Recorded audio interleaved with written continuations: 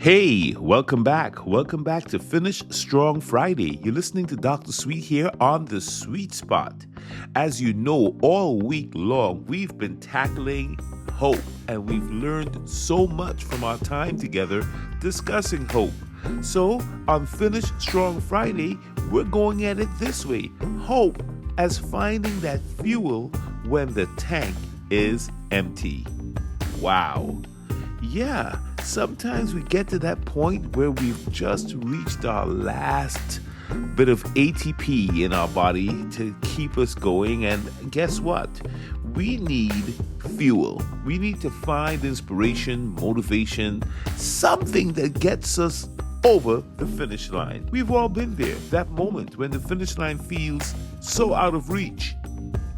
And every fiber in our body says, I can't, or maybe I won't. But here's the thing. Hope doesn't rely on what you feel. Hope does not rely on what you feel. Yeah, I said that. Hope actually steps up when grit, persistence, and determination meet your commitment to keep going no matter what. Hope is not passive, as we've learned all week. And by the way, I would love for you to go back and listen to this entire week on hope. There have just been so many insights that we've gotten together here. So yeah, grit, persistence, determination, and commitment are combined and coalesced when we walk in authentic hope. Remember that Derek Redmond athlete in the 1992 Olympics? He's the one who tore his hamstring in the mid-race. We always see the clips on TV. What I like about that is that most athletes would have stopped. We would have been watching an athlete just haul off to the side with that kind of injury. But Derek, he never quit. With the tears coming down his face, streaming down his face, he hobbled towards that finish line. Remember when his father joined him? You can find this on YouTube. His father actually comes out and joins him and gets him over to the finish line. And Derek crossed that finish line broken but victorious. And to me, that's hope in action. You know what it said? It said, I may not win, but I will finish. Gotta love it. Or think about J.K. Rowling, the author, right, who faced rejection from 12 publishers before somebody said yes to this manuscript for this, thing called Harry Potter. Could you imagine if she had given up after her 10th rejection? How crazy is that? Right? If she had said, I can't do this. I've had 10 no's. Maybe Harry Potter is not something I should be doing.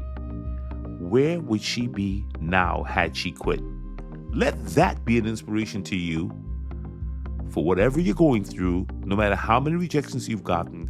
Work on it. Be persistent. Let your hope meet your commitment and go for it and keep going. Grit is about long-term persistence.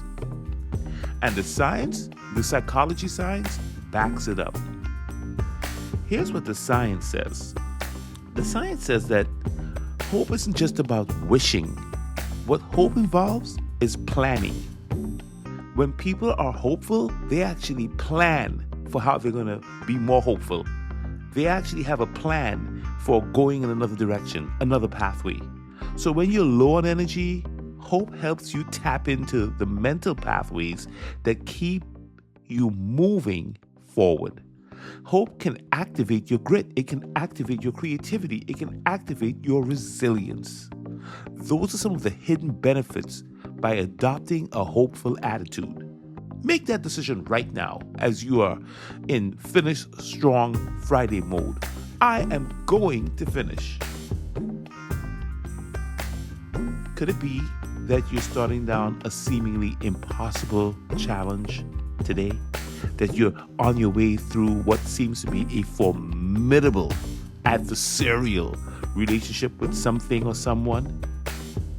Ask yourself, what's the one thing I can do to move this forward? What's one tiny small step I can take to reset my mind through hope that gives me this persistence and resilience to never give up? That even though I may have had 10 rejections, I'm going to keep going. Even though I tore my hamstring, I'm crossing that finish line.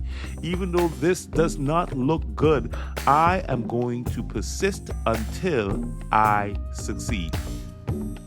That's Og Mandino, Greatest Salesman in the World. Great book.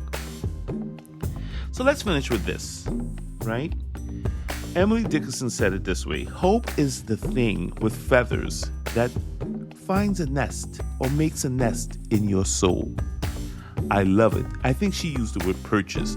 I think she said something like hope is the thing with feathers that perches in your soul. I like it more clean. It's the thing with feathers that builds a nest in my soul. And when something builds a nest in your soul, it means it's going to stay there, that it's found a home. And so what I'm asking you on Finish Strong Friday to do is make a nest.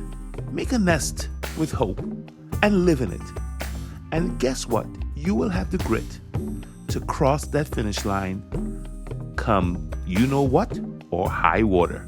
All right, this is Dr. Sweet. All right, thank you for tuning in. We've been tackling hope all week on the Sweet Spot. Keep pushing, keep believing, and I'll see you tomorrow. You know what tomorrow is? It's Self-Care Saturday.